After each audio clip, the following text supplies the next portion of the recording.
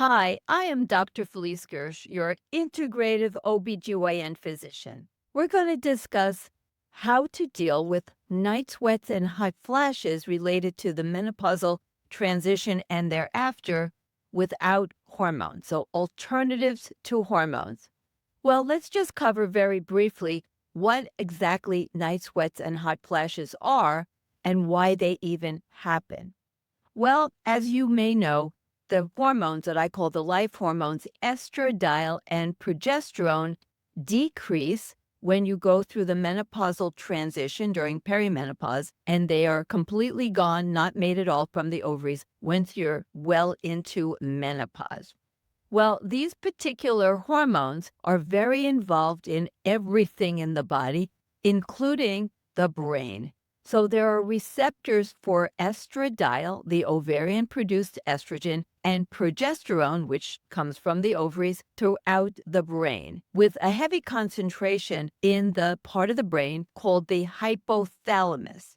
The hypothalamus is involved in controlling many reproductive functions. For example, controlling how the pituitary gland will make the gonadotropins, luteinizing hormone and follicle stimulating hormone, which work to create ovulation and tell the ovaries to make estradiol and progesterone to create a menstrual cycle and fertility, of course. Well, in addition, under the control of estradiol, is a very important thing called the body's core temperature, sometimes known as basal body temperature. The core temperature, the internal temperature of the body, needs to be kept very constant. In fact, there's data showing that women who are in very hot areas or they become very hot, maybe they're in hot tubs or in very hot climates, become overheated, they will have fertility repercussions. It's harming their fertility when such things happen. It's very important for all the organs that exist in the body to be functioning at the right temperature. You may never thought about it, but there's a reason why we have a certain temperature. And the core body temperature needs to be maintained very precisely with a very narrow range. And if it isn't, then the body will do whatever it can to try to get back to homeostasis, get back to the right temperature. So that whole mechanism involves the hypothalamus in an area of the hypothalamus called the thermoregulatory center. And this is controlled by estradiol and progesterone, not always recognized. Well, when you lose those hormones, that area called the thermoregulatory center becomes dysregulated. Just like I've talked about before, the circadian master clock in the hypothalamus, also in the hypothalamus, will become dysregulated and cause shifts in terms of how the circadian master clock is controlled. Well, similarly, the master regulatory center, the thermoregulatory center in the hypothalamus, will become dysregulated and it will become less capable of maintaining the proper temperature. And little shifts in temperature will create very wide swings in how the center will then try to control the temperature. So it becomes, like you might say, hypersensitive to even the smallest swings of your body core temperature as registered through the thermal regulatory center. So without adequate estradiol, you have what is sometimes called a narrowing of the threshold. So little temperature changes that were never really difficult for the body to regulate now become a challenge. And little changes in core temperature end up causing wild swings in the way the body's control center coming out of the hypothalamus tries to control our body's core temperature. So how does the body regulate temperature, the core temperature? Well, I'm sure you know this, right? You'll have vasodilation of the vessels in your skin to allow the heat to dissipate. You'll have sweating to try to cool the skin. So there are these classic regulatory systems to try to control your body's core temperature, to keep it in the right zone and to keep it quite stable. So when you go through these losses of hormones, you end up having these fluctuations. You can have severe dysregulation in terms of regulating your temperature, And so the body goes crazy trying to regulate the temperature, and you'll have sweats. It's like, whoa, the body is trying to dissipate temperature, the heat, and you'll have terrible sweats. That is typically followed by chills, like sometimes like body deep chills. And these tend to be more at night, but they can be any time of the day. You probably know little children, they kind of very sensitive. And when they get sick, their temperature tends to get much higher. They get fevers at night. Well, that's why the whole body is on a circadian clock, which is also becoming dysregulated. And so you tend to have more of these night sweats and hot flashes at night, but honestly, they could be any time of day. And they're very disruptive to quality of life. Not only are they disruptive to quality of life, you can just imagine what it's like, if you haven't been through it, to try to sleep through a night when you suddenly wake up drenched. You're just sweating in your pajamas, your sheets, your blankets are all soaking wet. And then you start having chills and you're so cold and you're wet and you change all your sheets, you change your pajamas, and maybe 2 hours later, the whole thing happens again. And this happens on and off through the night and in the day, like you're a high executive level person and you're in a board meeting or you're in some other kind of important situation. And suddenly the sweat just starts pouring off of you and all your clothes are wet. It's not exactly like self-esteem building. It doesn't look professional. Women in the marketplace, in the business world, they can suffer just at the time that their peak in terms of their intelligence, their experience should make them the most desirable people to be the leading persons in companies and organizations. They become more afraid because they're sweating. They don't feel confident any longer. So this is very disruptive at all different levels. Not only does it affect quality of life in those regards, but now we know that the more severe that the night sweats and hot flashes are, the more the metabolic consequences are. Women who have high degrees of night sweats and hot flashes are more prone to develop diabetes, depression, dementia. They're more prone to end up with heart disease, heart attacks, strokes. So like all the different metabolic problems, emotional challenges, physical problems are related to more severe night sweats and hot flashes. It can even increase the risk of dementia. So it's not a little problem. We really need to deal with it. Now, some women are just whatever reason, they're not interested in going on hormones. I don't twist anybody's arm. And there are some groups of women that it's a small group that they may have an absolute contraindication to using hormones. Hormones are the gold standard, the absolute gold standard for the treatment of night sweats and hot flashes. Estradiol is the key, the most important. Progesterone can actually also be helpful.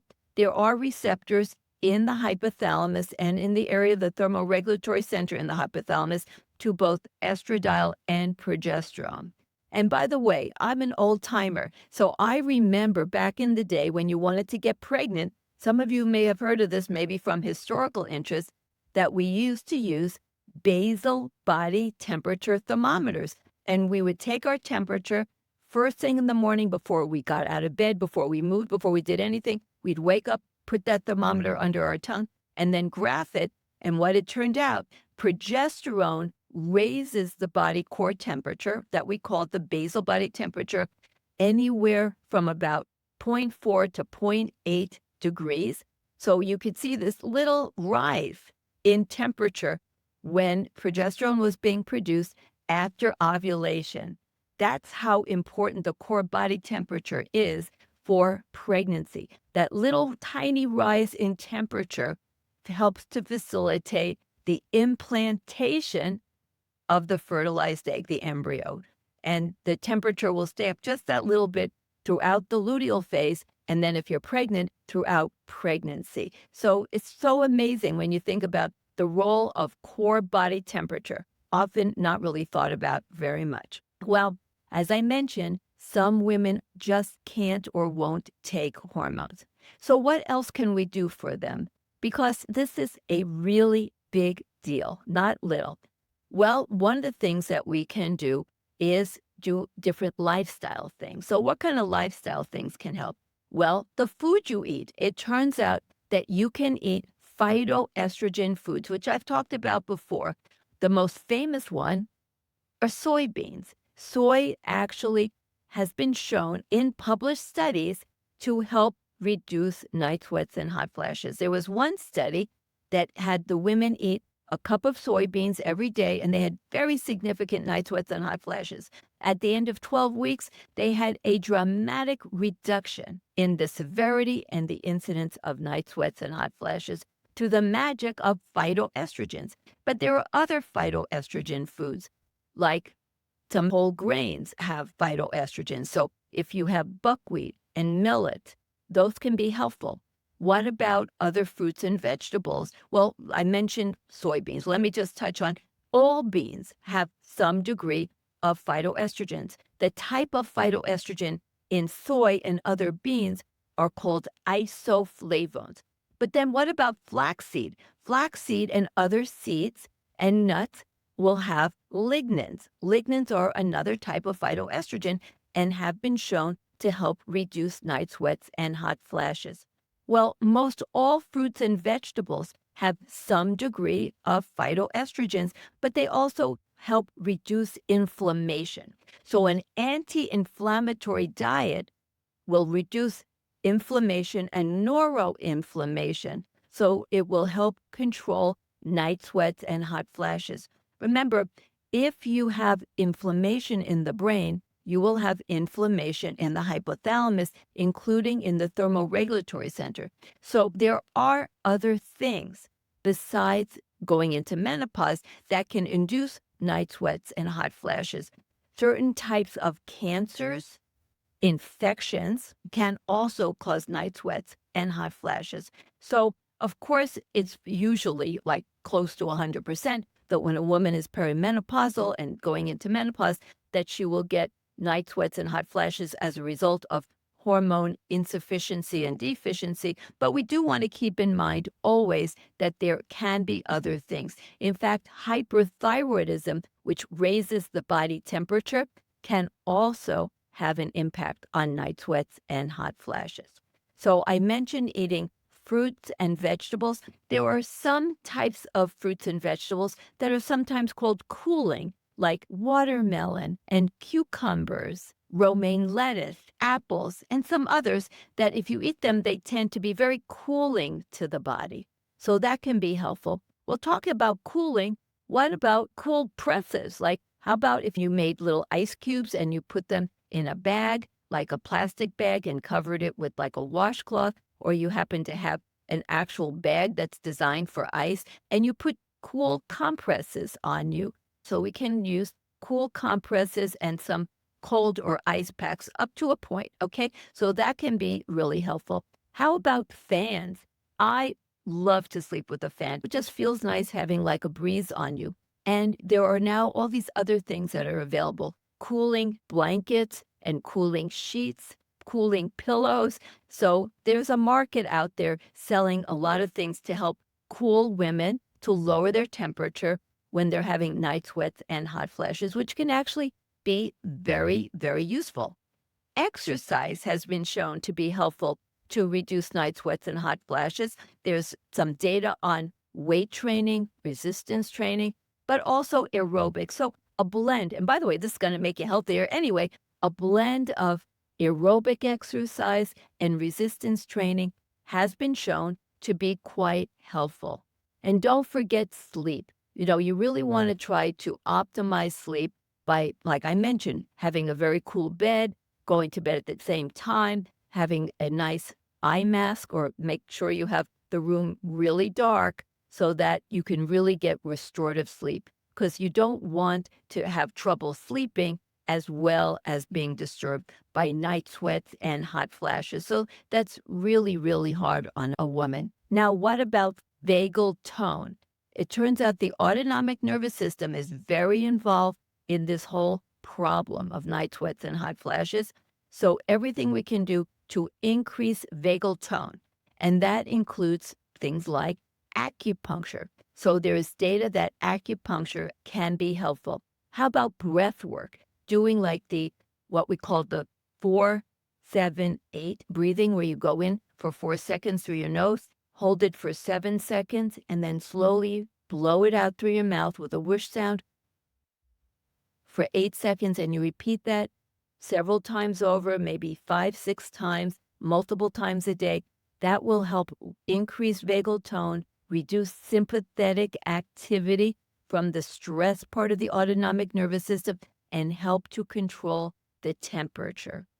Meditation can help, hypnosis can help. So everything that increases vagal tone can help to control night sweats and hot flashes. Now, pharmaceuticals.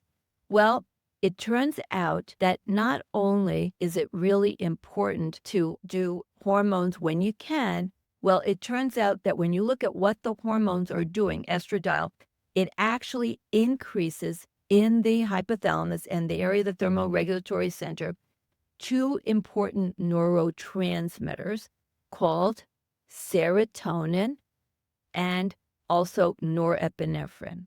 Norepinephrine is the neurotransmitter that is part of the sympathetic nervous system, the stress response. And serotonin is just one of those neurotransmitters that helps you to be calmer and happier, and from it comes melatonin to help you sleep. Well, estradiol is critically important for modulating both of these neurotransmitters. Regarding serotonin, estradiol helps with its production and its neurotransmitter function in terms of allowing it to stay longer in the synapse. Estradiol acts very much like an antidepressant, like an SSRI, like Lexapro and Prozac. It helps to maintain the serotonin neurotransmitter longer in the synapse between the nerves, so it actually works more powerfully. So estradiol does that, and so do, of course, that's what we believe, these pharmaceuticals. And when you have more serotonin, you have more control of your thermal regulatory center. So loss of serotonin will create more disruption to this center and have more night sweats and hot flashes. So one of the treatments is use of the SSRI antidepressants. The one that is FDA approved is paroxetine. But all of the SSRIs work in a very comparable way. So the others are used, you might say, off-label, but it's the same mechanism. So using an SSRI is a common pharmaceutical to help control night sweats and hot flashes. So that is very helpful. Now, in addition, there is another drug that has been shown, and there's published data. It's called Gabapentin, and also its similar drug that is called Lyrica, and so that is pregabalin. So Gabapentin can help reduce night sweats and hot flashes. So what's the mechanism for that one? Well, we don't know for sure, but we think, like the name gabapentin, that gabapentin activates the neurotransmitter GABA. And GABA is an inhibitory neurotransmitter, which is activated by the progesterone metabolite called allopregnanolone. And allopregnanolone is used as a pharmaceutical for postpartum depression. By the way, I just want to reiterate that women who have night sweats and hot flashes are more prone to developing significant anxiety and depression. So it turns out that gabapentin probably, at least in part, through its activation of GABA.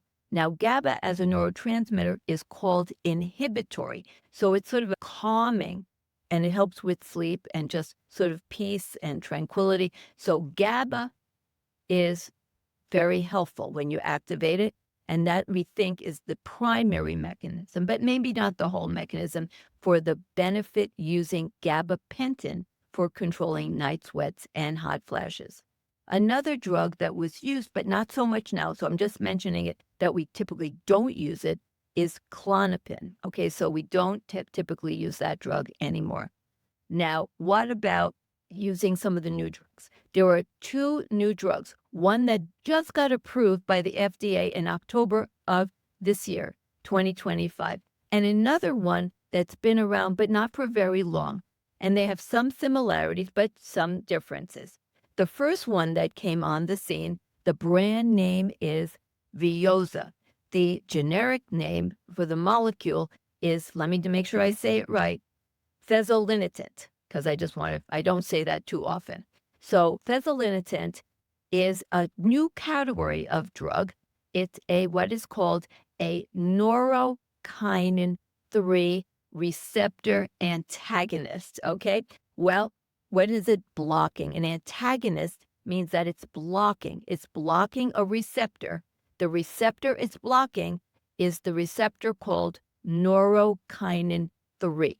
Well, what fits into that receptor? What fits into a receptor is called the ligand. Well, it turns out it's a peptide called neurokinin B.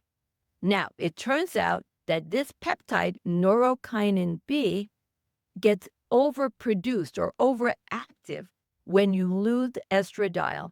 Estradiol is a big modulator of many peptides. You probably heard of peptides. They're kind of trendy. I talked about peptides. They're a chain of amino acids 2 to 100, and they act as major signaling agents in all kinds of ways all over the body. Well, neurokinin B gets dysregulated when you don't have optimal amounts of estradiol in the hypothalamus. So neurokinin B goes a little crazy, and it is a regulator of temperature, of this core body temperature. So when it goes crazy, the core body temperature can go a little crazy, and that can lead to the body trying desperately to regulate the core temperature by having vasodilation and sweating, and then chilling, and then sweating and chilling. So terrible. So they created this drug that blocks the receptor for neurokinin B. And it takes a little while. It can start working as fast as 1 week, but it doesn't optimize its effects for about 12 weeks, maybe even beyond. And it's been shown to reduce the incidence and severity by at least half. That is it's clinically significant that it could lower the incidence of night sweats and hot flashes. In some studies, it shows somewhat equivalent to hormones, but I'm not sure actually what dose of hormones, because in my experience, the results of using hormones is about 100%, okay? But it's still good. And for a woman who can't use hormones, this is another good option to have available. Well, what's the problem with it? Well, it's a problem I've addressed a little bit with peptides. Peptides don't work in just one place doing just one thing. If you give a blocker to the receptor for the peptide, you're not just blocking it in the hypothalamus, in the thermoregulatory center, you're blocking it elsewhere. Well, this particular peptide is involved in a variety of things, including cardiovascular health and liver function, liver health. And so what happens is you're blocking it elsewhere. What's been tested is the effects in the liver. So it turns out, although it's rare, apparently it's rare, there can be serious liver damage from the use of this drug, Veozah, on the liver. So the FDA put a warning on this drug. So you have to do the following if you go on the drug. Test your liver enzyme before the drug is started. Test it every month for the first 3 months, and then every 3 months for the remainder of the year, and then, periodically thereafter, just to make it safe, okay? You can, at some point, you can stop testing if you so desire, but it's not mandated to test forever, and hopefully people don't have to stay on the drug forever. But I do want to emphasize it's not a common problem that you could have liver damage, but it can happen. If you're that one, it's big for you, okay? Well, there's a new one I just mentioned that was just approved in October. It is also a blocker, this drug, and I'll tell you the name in a second. I have to read it because I don't say it. It's not even on the market. It was just approved in October. So this new drug is also a blocker of the receptor neurokinin 3 receptor. So it will also block this receptor that binds to neurokinin B, that's the peptide. But in addition, it also blocks neurokinin 1 receptor. And what goes into that receptor? Protein S. So, or protein P. I'm going to go look that up again because I'm just learning about this drug myself. But what I can tell you is what it binds is something that's associated with pain. In fact, I'm pretty sure now, thinking about it, it's protein P, as in pain. Okay. So it binds this other peptide. And it turns out that by doing that, it's like the dual blocker. You've heard of dual blockers for, dual related peptides. In this case, it's a blocker of 2 peptides. And one of the peptides is what's heavily involved in night sweats and hot flashes, the other more in pain. But it turns out that this drug, it seems, can also reduce sleep problems. So it helps to improve sleep that's not even related to night sweats and hot flashes. So not even related to night sweats and hot flashes, that it may also have benefits for sleep. Now, interestingly, they did studies with this drug, and even though it also blocks the same receptor for neurokinin B, the neurokinin 3 receptor, this drug, the new one, does not have the same warnings about liver damage. I'm not really sure why that is, but they didn't show the same degree or any degree of liver damage in their studies. So all that you have to do with this new drug that's coming out is test the liver enzymes before you start and again at the end of about 3 months. Okay, so it's not a very big deal compared to the other drug, the Veozah. So the new one, let me give you the name. It's called Elinzanetant, and the brand name will be Linquit. Okay, so I haven't memorized that one yet, but I will. It's not on the market yet, but it just got approved as I'm speaking 2 months ago.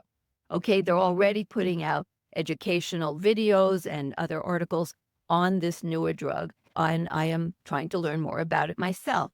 But it doesn't have the same warning for liver, and it does seem to help benefit sleep independently of night sweats and hot flashes. So that's good. The more options we have, the better. Now, these drugs are pretty expensive, and you have to work really hard to even try to get any insurance coverage. So a lot of people are not actually prescribing them yet, and they're using some of the other drugs that I already mentioned. So that is kind of where we stand. I really want to emphasize that when possible, the gold standard for treating night sweats and hot flashes is estradiol and progesterone. But it's great to have alternatives. Working with lifestyle, working with some pharmaceuticals, and the one thing I didn't mention, but I'm going to mention now, nutraceuticals. There are some nutraceuticals that have phytoestrogens in them that have been shown to help reduce night sweats and hot flashes, one of which I actually personally developed called MenoVive. So it turns out that phytoestrogens and other relaxants, things that are calmative, can actually have significant benefits and reduce night sweats and hot flashes. So the one that I developed called MenoVive has a variety of things. It has lignans, which are, I mentioned, coming from flax seeds, which are phytoestrogen, have been shown to help reduce hot flashes and night sweats. Hops, which is another phytoestrogen, ashwagandha, rhodiola. These are all really calmative agents. And so it's been shown that these can help lower night sweats and hot flashes. Another nutraceutical has in it what's called the root of the Siberian rhubarb plant. And this supplement is also a phytoestrogen, and it is very effective. There have been some really excellent studies, small scale, but actually excellent, out of Germany, showing very significant, clinically significant, statistically significant benefits for reducing night sweats and hot flashes. These are all very safe. So when I start patients on hormones and they have significant night sweats and hot flashes, I will give them all my big guns. So I'll give them the supplements along with the hormones to try to expedite the benefits of each of them. They all work synergistically. So I didn't want to forget those supplements. There are a few others, phytoestrogen supplements that may help. Ashwagandha may help independently. Maca may help independently. My two favorites are the Siberian rhubarb plant. The one I use brand name is called Estrovera, and that is part of her wellness program from Metagenics. And the one that I developed, MenoVive, which is sold by the nutraceutical company Pure Encapsulations. But there are others on the market. Try different things, see what you like. And don't forget to eat some phytoestrogen foods because they're good for you, even if you don't have night sweats and hot flashes. So no woman should have to suffer night sweats and hot flashes. They can last for years. I just want to mention this.